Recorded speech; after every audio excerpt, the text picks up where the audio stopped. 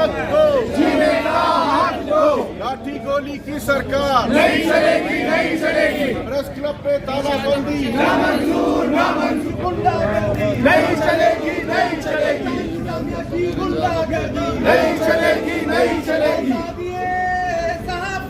जिंदाबाद, जिंदाबाद।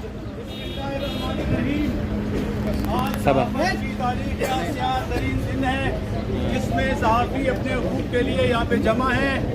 हम उस अमर की, उस इक़दाम की शदीद अल्फाज में मज़म्मत करते हैं। एक अजीब तरीक़ेकार है कि प्रेस क्लब पे तालाबंदी की जाती है किसी एक प्रोग्राम को रोकने के लिए। हम ये समझते हैं कि ये सिर्फ प्रेस क्लब पे तालाबंदी नहीं थी, ये पूरे बलूचिस्तान की सहाफ़त पर एक कदगन और सहाफ़ियों के मुंह पे ताला लगाने की एक नाकाम कोशिश थी। हम इस तरह की कोशिशों कि न सिर्फ मजम्मत करते हैं बल्कि हम उनका मुकाबला भी करते रहेंगे। अजीज़ दोस्तों, क्वेटा प्रेस क्लब एक ऐसी जगह है कि जहाँ पर इज़हार राय की आज़ादी होती है। जब हुक्मरान अपने दरवाजे बंद कर देते हैं, जब उन्हें रेड जोन में जाने नहीं दिया जाता, जब असम्बलियों के सामने लोगों को मुशायरा और अपनी बात करने की इजाज़त नहीं होती थी, तो वो ऐसा मौका होता था जब लोग क्वेटा प्रेस क्लब के सामने आके अपने हकूक़ के लिए धरना देते हैं। आज भी वहाँ पे कैंप लगाए के लोग बैठे हुए हैं।